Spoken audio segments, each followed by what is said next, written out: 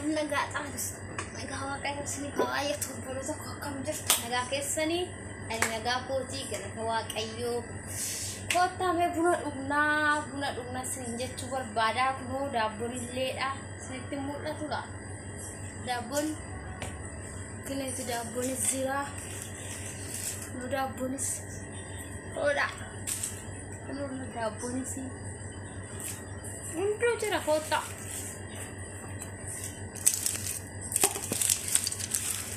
yoo sinitti mul'ate nah kootta dhugaadha waliin haa dhugnu koottaadha siniin jedhamu qaamni sinitti haadha nuti kaate eenyutu jaalata buna warri buna hawwitan koottaa dhugaa siniin jedhama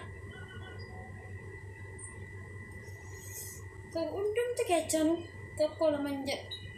warri buna jaalatan koottaadha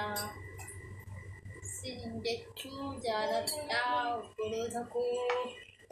koottaa dhugaadha buna siniin jedhamu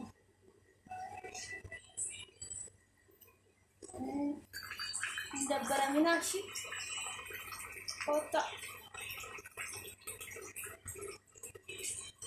bakkuma jirrutti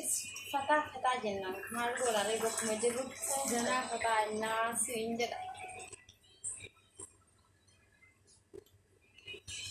koottaa dhugaadha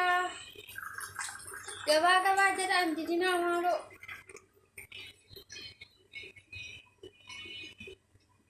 ixaalli sinitti haaruun oolle garuu dhiifama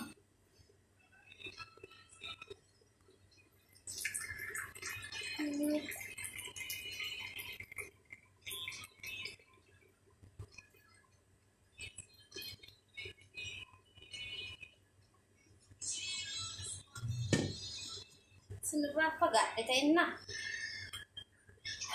daabboo kanas nyaadha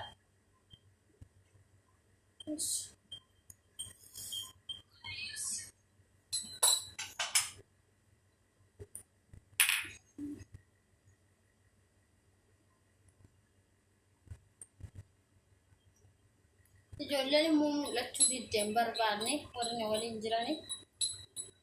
sodaatanii ayinaaf baariidha ishii ija sodaatu maal akka sodaatan hin beeku baay'ee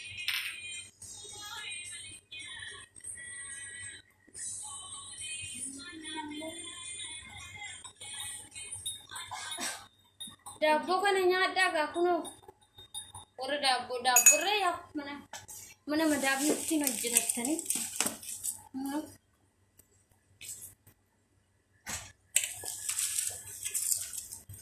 akka nyaatanii isinitti tiksine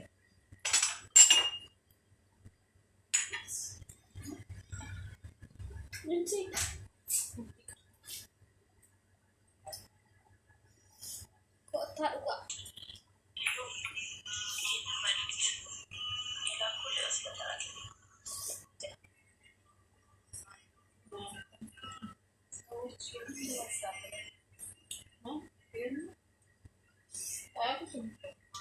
nugdan kaktosochu kansa la otoruna basumma kisi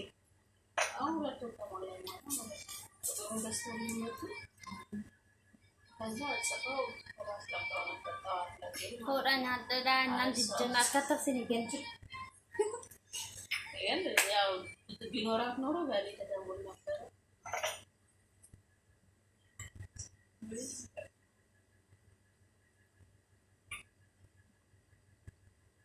Daniel, akkam isinitti tole viidiyoo